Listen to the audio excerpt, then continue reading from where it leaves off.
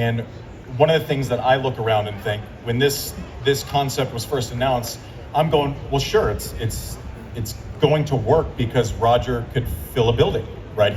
People come to watch him. He's beloved around the world. Now to see it.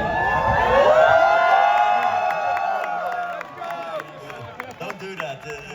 Andy doesn't want to hear this. And by the way, me neither. So.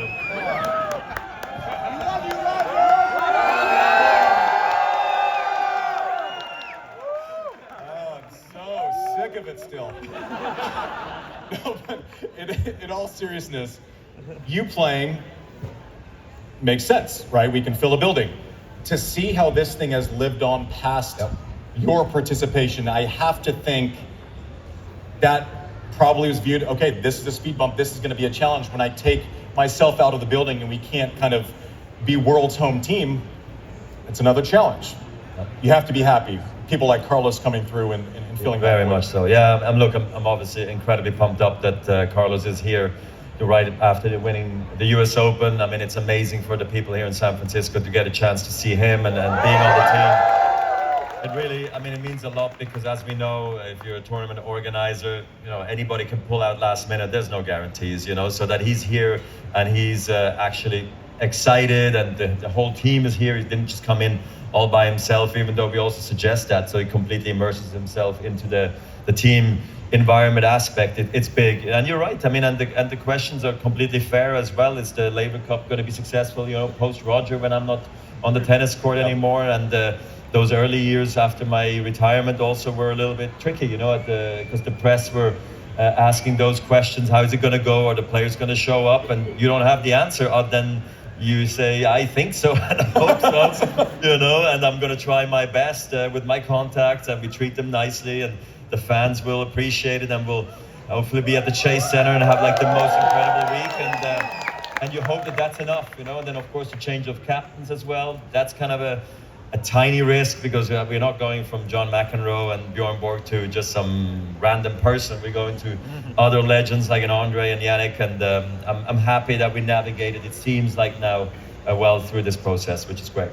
Talk us through some of the strategic factors. Obviously, I said that there was a vote for just to make it a residency in Chase Center and just play it here every year. This crowd seemed to like it, but I said you might piss off Earth if you do that. But talk through strategically about the impact, how you kind of vet where to go and where you're going to take this year to year. Look, it's a decision or a discussion we have frequently with Tony and the team. It's obviously way easier to just say like, okay, let's do San Francisco every year, because build up such a massive operation just 3 days is pretty crazy to do, but I do think it's worth it to bring tennis to certain markets maybe, or certain cities that maybe haven't seen so much tennis in the past. So that's obviously one thing that resonated very heavily with me. Now I'm contradicting myself because we're going to London back next. Is there tennis normally in London? Well, I'm not so sure. So we thought, let's try it out and see if they like it. So, look, it's gonna be great, But of course, you could do several years here, several years in another place, or you always rotate between, let's say, I don't know, San Francisco and London. You could look at that, or you could go to the Grand Slam sites that I think also would be amazing to host it around the 4 Grand Slam sites. So, but though they obviously see tennis, so we're still a little flexible on what it is, but. For the time being, I think being here, being in London, and then I don't know where we're going to go. Eventually, it would be amazing to go to maybe Asia, South America. It'd be nice to take this thing around the world.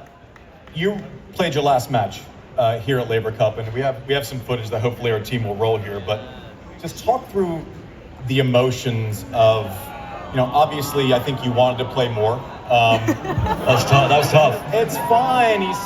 He's still here. He still has great hair. I'm a grown man. This is so long ago. I'm not like this anymore. No, but just walk through that weekend, because I know we were all. You ruined my life for a decade, and I was still emotional when I was watching it, right?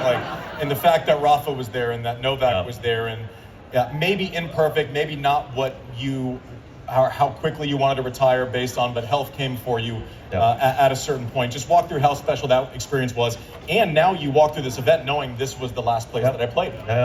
It is a process that I lived very vividly, because I always knew that retirement for me was going to be really difficult, you know, because I mean, I love the sport and it meant so much to me, the fans, the people working behind the scenes, and my family, my tennis friends and everyone. So it was going to be hard, you know, and I knew that, and I just didn't know where I was going to retire, you know, and my knee was getting so silly, and I realized I couldn't really come back anymore. So I took a summer break, and then I had to really almost just get out of the sport. But the question is, like, where was it going to be? And then I either looked at, I guess, US Open, Swiss Indoors in Basel, or Laver Cup in London. And somehow something resonated with me that I didn't want to be alone on court when I retired. And the team aspect, I feel like I've always been a team player at heart.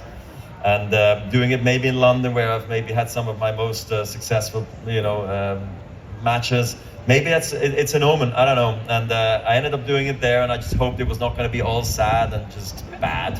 I just hoped it was going to be happy and upbeat, and it was that. And it was way better than I ever thought it was going to be. So yeah, walking around now, the Laver Cup sure brings back the memories, and in a big way next year when we go back to the O2, at least then. You weren't just not alone that day. You were sharing a court with your great rival, with Rafa, and now there's some murmurs out there. Maybe a little Federer Nadal. Well, we've been talking a while. Castanian seems to like it. Since maybe playing in EXO, but I saw him in the summer, and I asked him when's the last time you played tennis, and it was in November. So he's not ready. But we need to. I'm not ready, really, I guess, to a certain level. But it would be nice to get on court together, not just with Rafa, but with you, Andy, or with anyone, really, because I think it's nice to spread the love for tennis and inspire the young generation and be around the people. I don't know, I love it. So I had to take a bit of a break, you know, from just being on court, and maybe now it's time to maybe soon rip the band-aid off. I'm not sure, but I would love it, and maybe if... Okay, so I know everyone, like, you always hear, yes, Roger, and this, like, yes, okay. I'm gonna shoot you straight. Tell me. No one wants to see that shit, man. Okay. I'm obviously joking. Everyone wants to see that. That would be amazing. So one of the things, we sat down with Rafa on this show, and obviously his respect for you is well documented, and I know that respect goes... Was he good on the podcast, by the way? He was fantastic. Oh my gosh, he was... I watched it, of course. What are you talking about? I assume you're not searching YouTube in your spare time. Like, I don't never know. I got time now, you know. But he was fantastic. But